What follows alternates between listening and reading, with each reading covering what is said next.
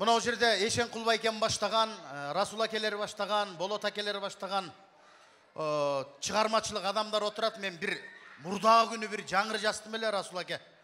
Ошолордун открытиясында жазап алайынчы походумда, тойдо, Сулууларга суктанып жүрүп, такыр мени карабай койгондо өзүңдү калдым сагынбай деген бир жазып койдук эле. Кабыл алып коюңуздар. Калоочулар бийлебейлиби? Ортого чыкпайлыбы?